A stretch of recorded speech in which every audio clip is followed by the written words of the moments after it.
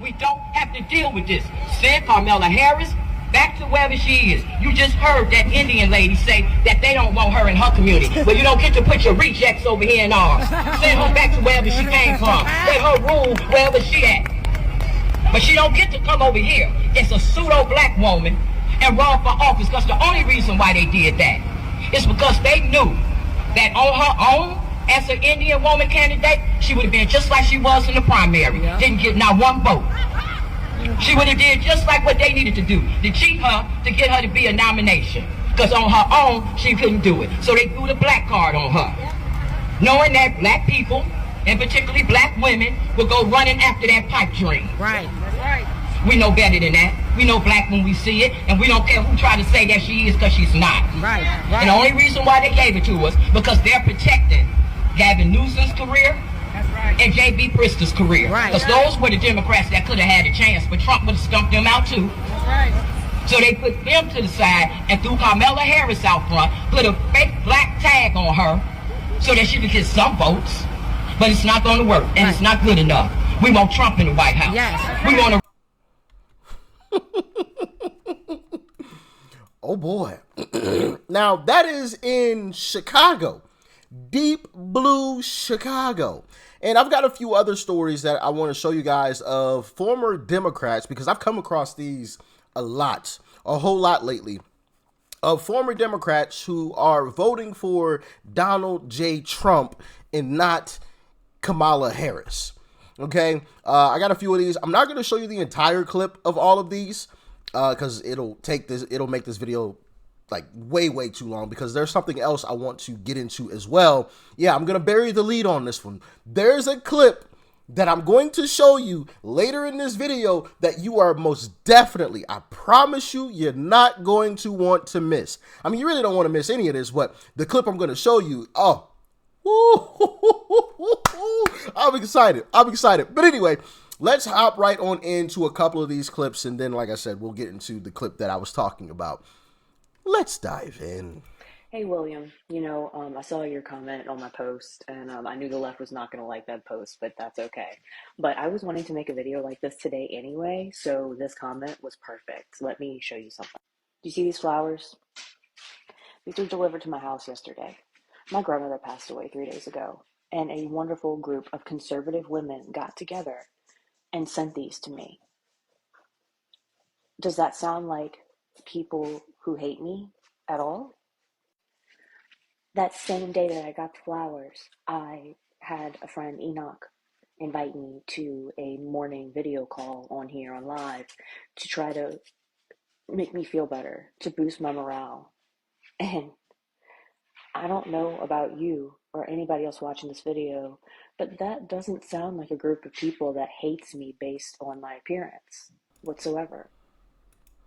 Facts. Now, I know she didn't exactly say she's voting for Trump, but in past videos, she has said that, which is why you could see the comment there, MAGA hates you, right? That's why that comment is on there. But I wanted to show you guys that because the narrative is that all Republicans are mean, nasty, and terrible people, and it's not true at all. It's not even close. Not even like not by a country mile. Okay, Republicans and conservatives are very kind and loving folks. That is a fact. I've experienced it. But let's continue. Democrat, I voted for Donald Trump because I live near Seattle and I got to experience firsthand what it was like living in an area where Democrats had the majority of the poll and made a lot of the policies. Policies such as defund the police, mask mandates, travel mandates, closing businesses and schools, vaccine mandates and vaccine passports, all things that Kamala backs. So does Joe. And I got to watch what happened when we did these things, as well as they back open borders and sanctuary cities, which has had quite the impact on Seattle and the surrounding area. So it didn't work out too well in my area. Businesses closed at a rate of 20 to 25% in Seattle area compared to about 10 to 15% nationwide. Cost of inflation is up 25 to 30% compared to 16 to 20% nationwide. Homelessness is up 21% compared to 10.2% nationwide. Crime, muck duck, if you know what I mean, has went up 72% compared to 43% under the Biden-Kamala administration. Violent Crime is up 22% compared to 16% nationwide. ODs up 165%. 165%. That is insane. 165. These are under Democrat policies now. These are Democrats. But let's continue. You have to exercise your right of voting because not everybody has that right in the world. And I am originally from Nicaragua, and we lost our country from socialism. So I lived through, and I know what is coming. I support President Trump because he doesn't care what other people think. He tells you what he is. He's transparency and he's patriotic, and he put America first. What do you think about support for Trump in North Carolina? I think we have a pretty good support, and I personally think that a lot of Trump supporters, they're not very vocal about, saying that they support because they feel a little pressure from other people. Bing, bing, bing, bing, bing. And I love her shirt. It said, proud, not loud, Trump. And I think that is the overwhelming sentiment amongst a lot of Trump supporters. Proud, just not loud. And that's why Trump typically outperforms the polls come election day. But let's continue. I'm going to show you this one last one, and then I'm going to skip over the other clips that I have for you guys, and we'll get into the meat and potatoes of this. Check it out. All right, I don't know about you guys, but all my feed has right now is Donald Trump and Kamala Harris, and this is wild. So I'm a big Democrat for the last couple of years, and I am starting to see the light. I think I'm going to vote for Trump this time around. And the crazy part about this, I tell a couple of my friends, I tell a couple people on social media, I think I'm going to vote for Trump this time. The left is like crazy. And I don't know how it took me this long to figure out, but the left is like calling me names. They're belittling me. They're like bullying me. They're like literally bullying me into supporting Kamala Harris. And the more I look into it, the more I'm realizing, oh my God, Trump is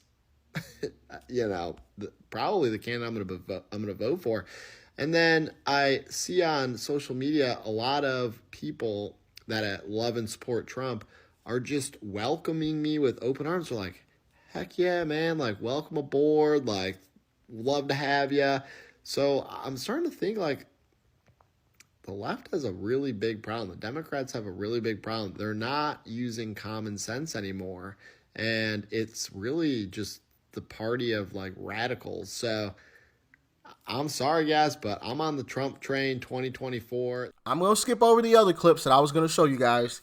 And we're going to get into Mark Halperin because he had something interesting to say. And I got to say, listen, Republicans, conservatives, you deserve a pat on the back.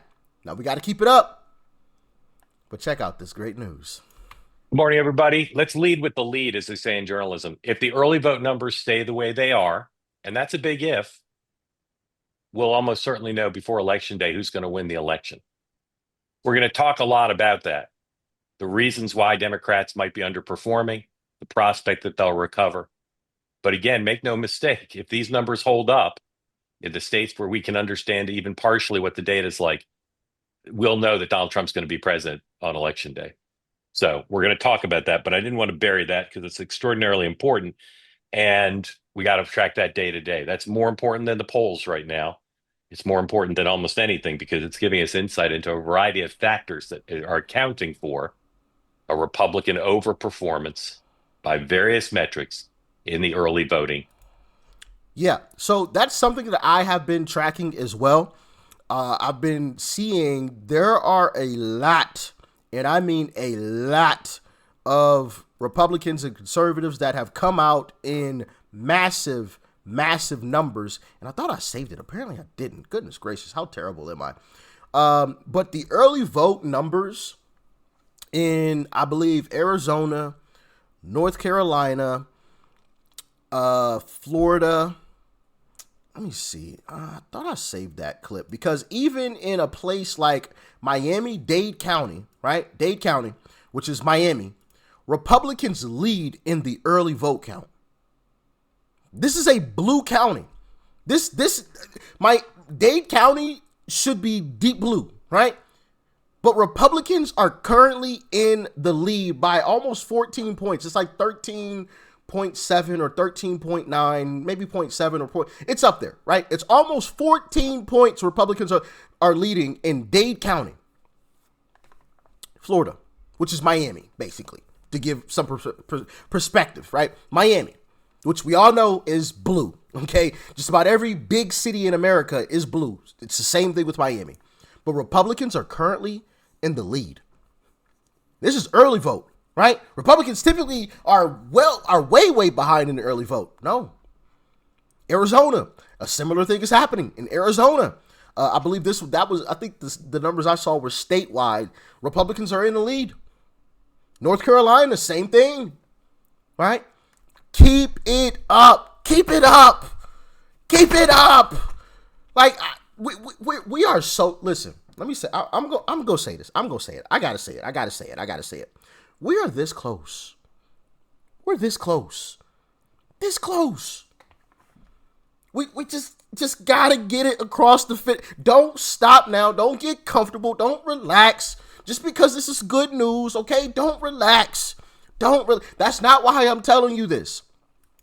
I said this before. The reason why I like to tell you guys about this good news is because even I myself, right, knowing what I know, seeing what I see, I forgot what I came across the other day, because this happened either yesterday or the day before yesterday. I came across something. It was like a video or like some polls or something. I think it was a video, and they were talking about something, some polls or something, and it sounded so bad for Trump. Like, I found myself, like, honestly, for a moment, if I'm being completely honest, like, getting discouraged. I was like, man, am I, like, completely wrong about this? Like, is Trump about to lose right now? Oh, my goodness. Yeah, this is bad.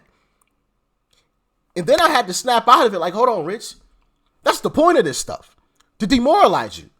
You've looked at the most accurate pollsters from previous elections, and they all show Trump. As a matter of fact, I want to show you guys the RCP average, the Real Killer Politics polling of Georgia. You want to guess what this looks like? And this is from today. Check this out. What do y'all see? What do you notice? Is there a pattern going on here? All I see is a sea of red over here. A sea of red. Just saying. And if you were to look at this, polls like this or charts like this, like a month ago, it was a sea of blue. And like one or two red stains, right? Just like red little dots on there where it will be Trump +2, but then you'd have Kamala +5, Kamala +3, Kamala +8, you know, like some ridiculous numbers. But now it's just a complete sea of red. Okay? Complete sea of red. And even if you want to look at the poly market, which, yes, I know these aren't polls. This is just a betting market. Trump's not losing in any swing state at this point. Not a single one. These are just betting markets, okay? These aren't actual polls. This is just betting markets. I want to make that clear. But Trump's not losing in a single one. Not a one. If I had to absolutely, no, I'm not going to go there. Not yet. I'm going to save that for a different video. JO Partners recently just released a poll, and this is what that one looks like. Yep. That is 312. And I think Virginia possibly could go. And I've seen some numbers out of New Hampshire that, I don't know.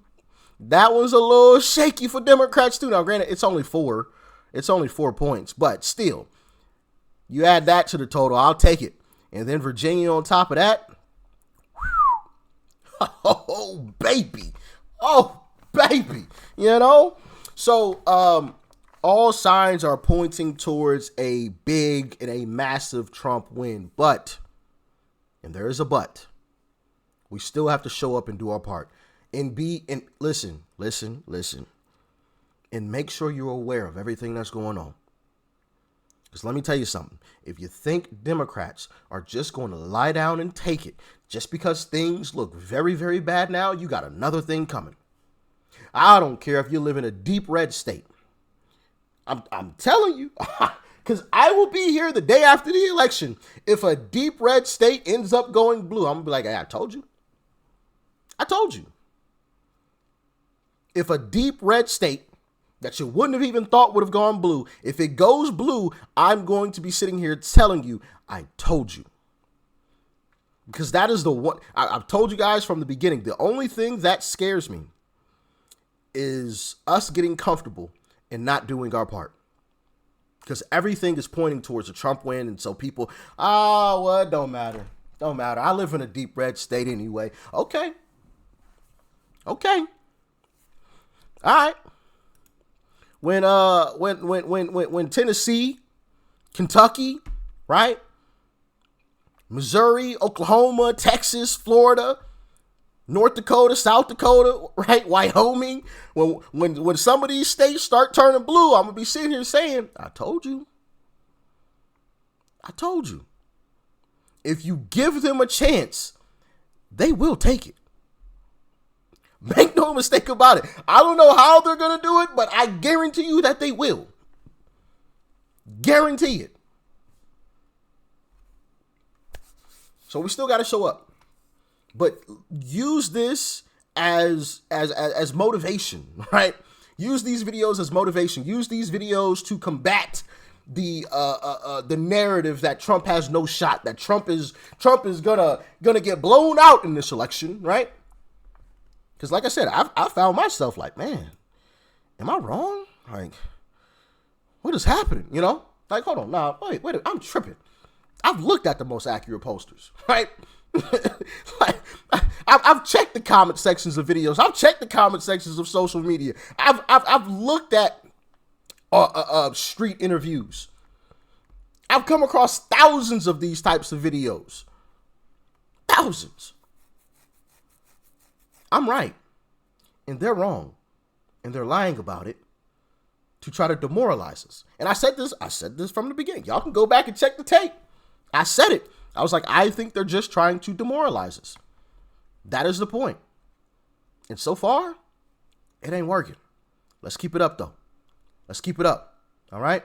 Y'all stay safe out there. If you can participate early. We still need people to get involved, right? Contact a guy like Scott Pressler, TPUSA. Elon Musk recently announced that he's paying people $30 an hour to get involved. Okay? So there's multiple ways you can get involved. All right? But yeah, let's bring it home.